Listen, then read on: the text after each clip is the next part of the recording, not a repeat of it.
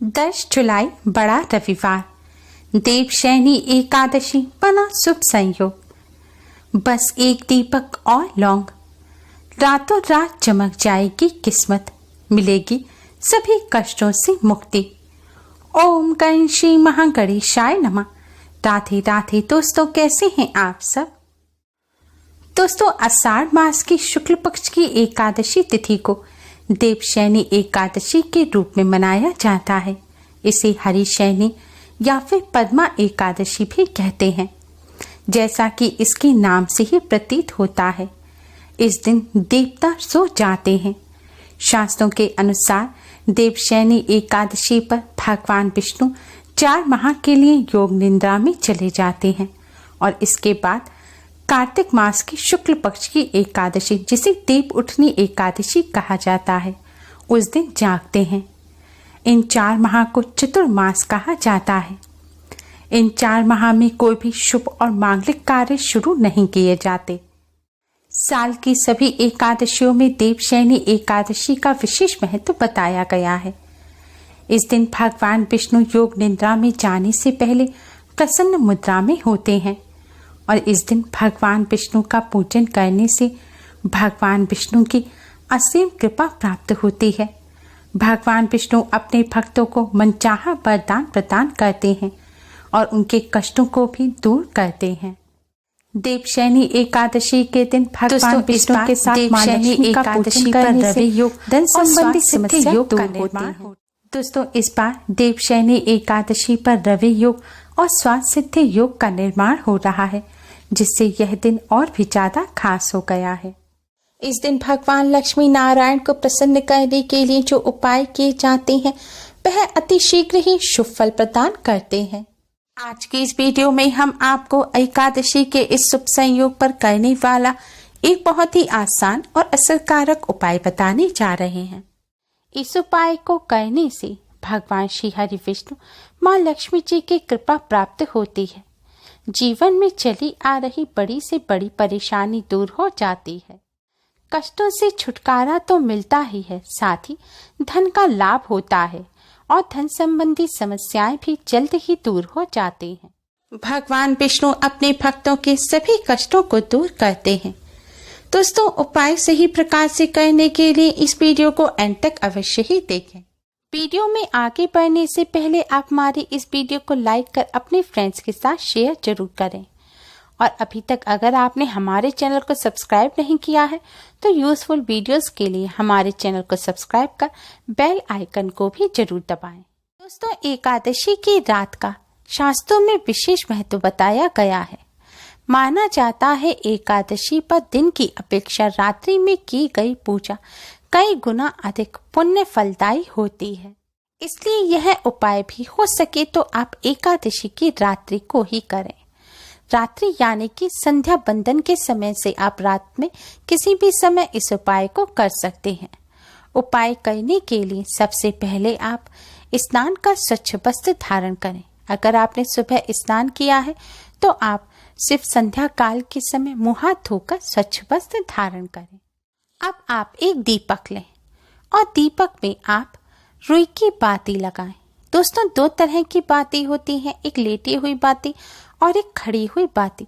जो खड़ी, जिसे फूल वाली बाती बोला जाता है, जो पूरी जल जाती है, आपको इस तरह की बाती दीपक में लगानी है।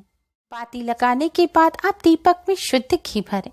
शुद्ध घी ना हो तो आप अपने घर में मंदिर में जिस भी घी का दीपक जलाते हैं या मीठे तेल का जलाते हैं, आप वह इस दीपक में भर दें। अब इस दीपक को आप किसी कटोरी या फिर प्लेट में रखें। ध्यान रखें, आज के दिन पूजा में भी चावल का इस्तेमाल भूलकर भी ना करें। एकादशी के दिन चावल को खाना या फिर किसी भी तरह से चावल का इस्तेमाल करना वर्जित माना गया है। दीपक रखने के बाद अब आप इस दीपक को जलाएं और हो सके तो दीपक के साथ एक सुगंधित धूप बत्ती भी जरूर जलाएं। अब आप भगवान श्री हरि विष्णु जी को हल्दी से तिलक करें और माँ लक्ष्मी जी को कुमकुम से तिलक करें।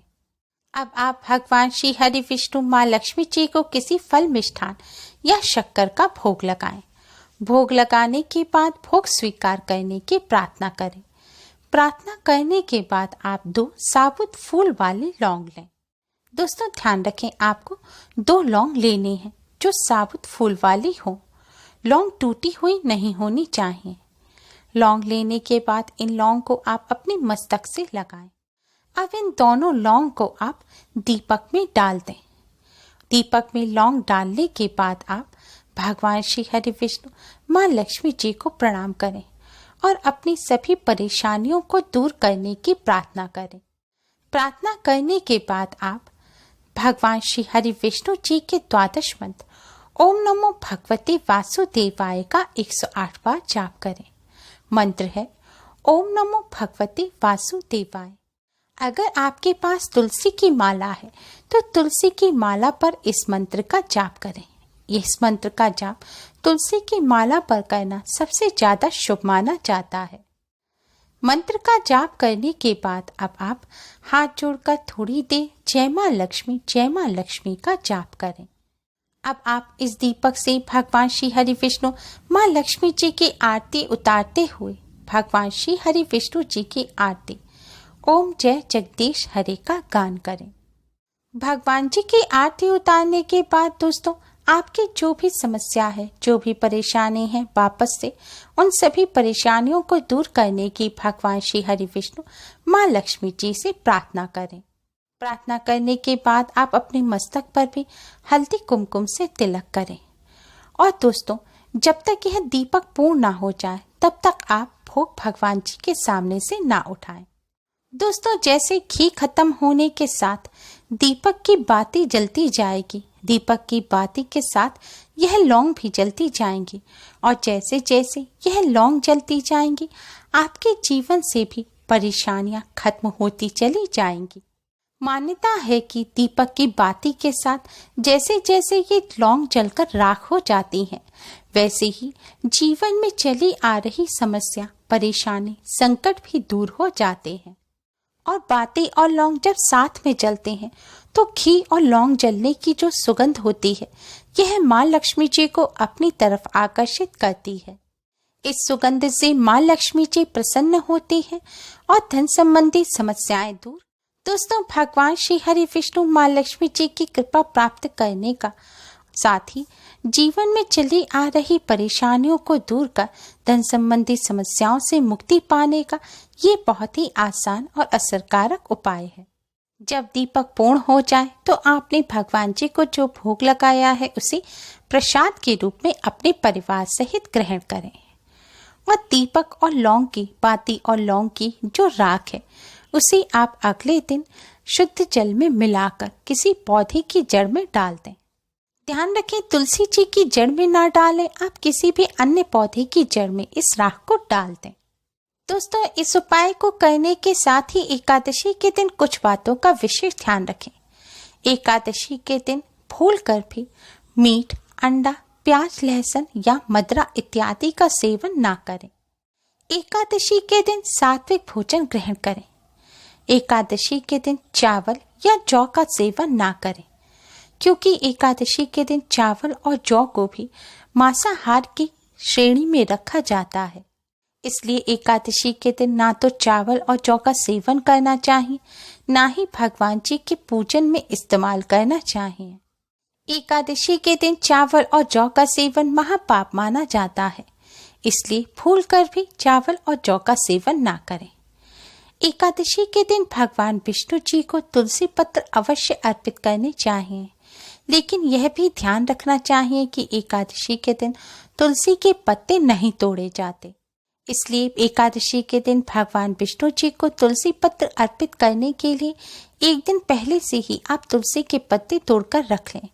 अगर आप किसी कारणवश भूल गए हैं तो आप एकादशी के दिन तुलसी जी के पास जो खुद से टूटकर गिरे हुए पत्ते हैं आप वह ले सकते हैं, या भगवान जी के पूजन में आपने पहले जो उन्हें तुलसी पत्र अर्पित किए थे आप वह लेकर गंगा जल या शुद्ध जल से धोकर साफ करके वापस भगवान जी को अर्पित कर सकते हैं, क्योंकि तुलसी के पत्ते बासी नहीं माने जाते।